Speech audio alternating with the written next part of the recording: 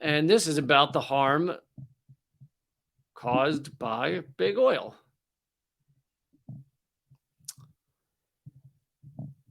Which fits with the lithium story. Indigenous communities fight Canada's holy shit fix for tar sands wastewater.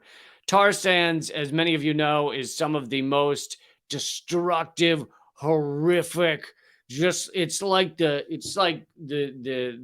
has cancer-causing agents in it. It's the thickness and color of like Steve Bannon's blood. It's just gnarly, awful shit. It's the worst of just like oil and chemicals and all of it. And they want to dump it into a river. Water protectors, environmentalists, and scientists are campaigning to stop Canada's plan to release treated tar sands tailings, that's the word for all this shit, waste into the Athabasca River.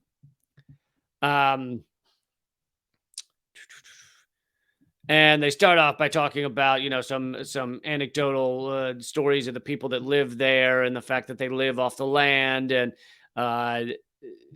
one of them says this river is literally the life-giving river for the North, said Cardinal, who is the executive director of the Indigenous-led environmental group Keepers of the Water.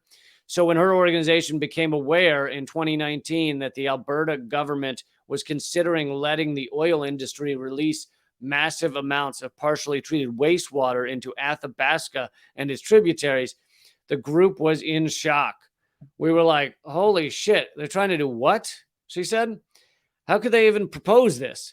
Prohibited for decades, the Alberta and federal governments are now considering regulations that would permit the discharge of the toxic byproduct of oil sands mining known as tailings.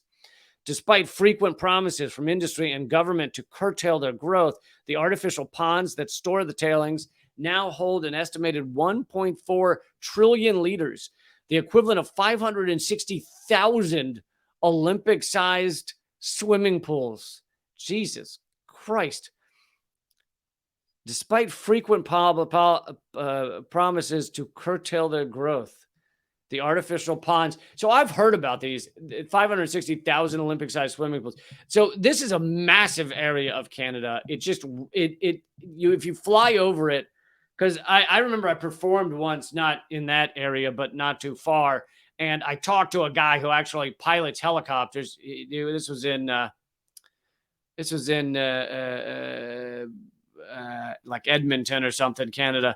He pilots helicopters, and he said one time either he or his helicopter pilot colleague had Dick Cheney and his friends in the helicopter, and they flew out over the tar sands to show them the tar sands. And the tar sands is just miles and miles and miles of this egregious, disgusting shit. And it reeks. Even if you're in a helicopter, it reeks. And they kept saying they're going to do something with it. Well, now they apparently have come up with this policy that they're going to start dumping it into the river and just destroying people's way of life, which is horrific. And obviously Indigenous communities are leading the way in the fight against this.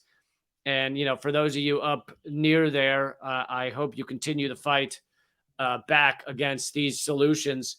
But this is just another one of these externalities, right? It's just an externality, not a big deal, right? It's so that we can have our fresh, sweet oil. This is why oil can be as cheap as it is because the destruction is outsourced. They just dump it in the river, all the fish die, whatever. People get cancer, whatever. But there's no charge for that at your gas pump. All the externalities are not added to the price when we buy and use oil and gas. It truly is unbelievable that they're even considering this as a possibility for what to do with this horrific, disgusting shit. It's like, you guys created this shitstorm. So deal with it yourselves. Don't dump it in the river to destroy other lives. Deal with it yourselves.